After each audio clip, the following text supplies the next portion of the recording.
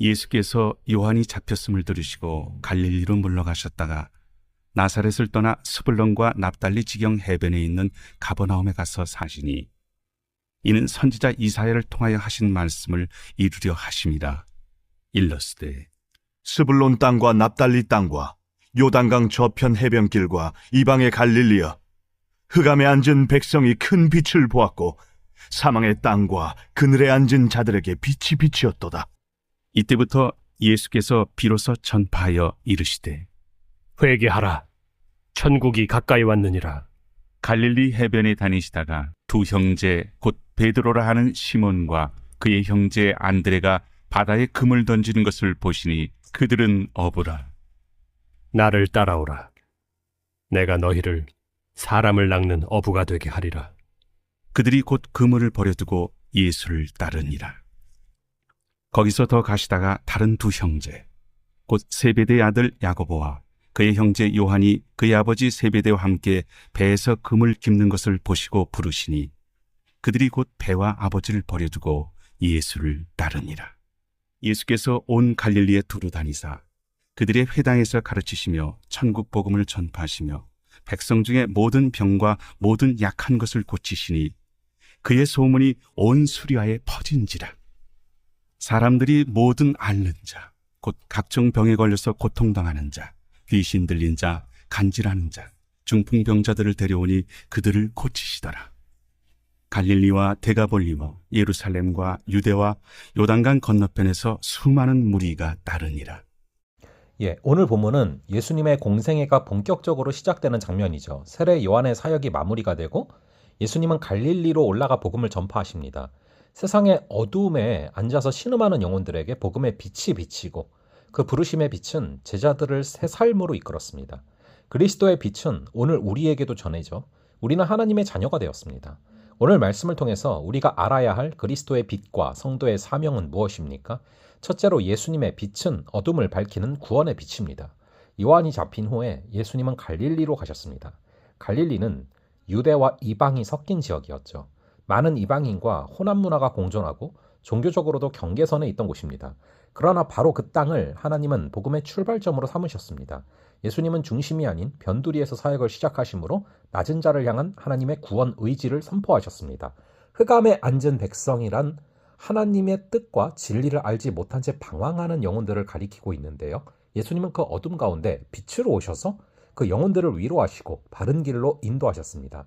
사랑하는 여러분, 주님의 말씀은 여전히 진리의 빛으로 방향을 잃은 인생의 길을 밝히십니다.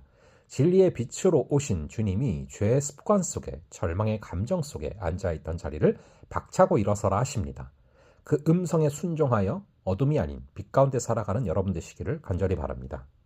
둘째로 예수님은 우리를 빛을 따라 사는 제자로 부르십니다. 갈릴리로 이동하신 예수님은 회개하라 천국이 가까이 왔느니라 라고 말하며 복음을 선포하십니다. 이 복음의 첫 열매는 바로 제자들이죠. 예수님은 갈릴리 해변을 거니시다가 두 형제 베드로와 안드레를 부르셨습니다. 제자들을 먼저 찾아가시는 은혜를 보여주시죠. 야고보와 요한도 부르심을 받았습니다. 부르심에 반응하는 제자들의 모습에 즉시 곧이라는 표현이 반복되고 있죠. 이처럼 부르심 앞에서 핑계대지 않고 즉시 순종하는 것이 믿음의 시작입니다. 이때 주님은 먼저 나를 따르라고 하셨습니다. 사명은 주님을 따른 결과이지 조건이 아닙니다.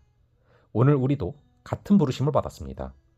제자의 길은 삶의 중심이 바뀌는 그런 길입니다. 그 길에서 우리는 주님을 만나고 사람을 살리는 사명의 삶을 배워가게 됩니다.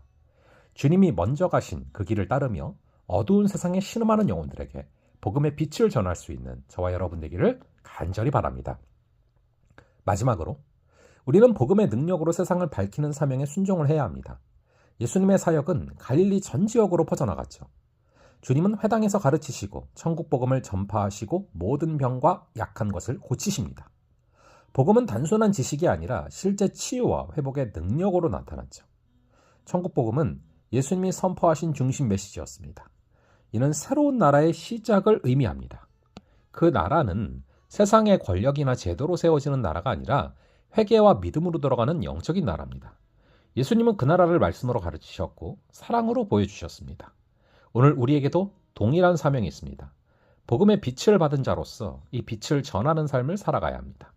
가정, 직장, 공동체 안에서 복음의 온기를 전해야 합니다.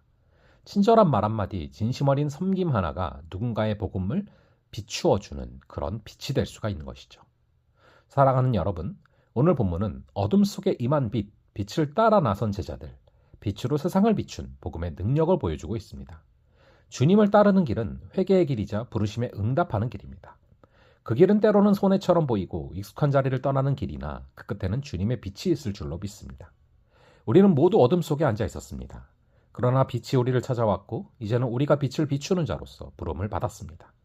이 부르심의 순종에 어두운 세상을 그리스도의 빛으로 밝히는 저와 여러분 되기를 주님의 이름으로 축원합니다.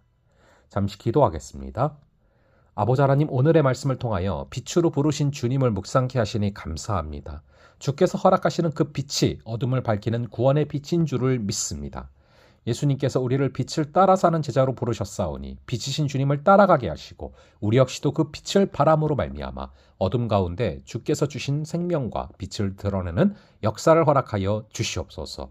복음의 능력으로 세상을 밝히는 그 귀한 사명에 순종하는 하루가 되도록 우리를 인도하여 주실 줄을 믿사오며 이 모든 말씀 우리 주 예수 그리스도의 이름으로 기도합니다. 아멘. 그럼 또 다음번에 뵙도록 하겠습니다.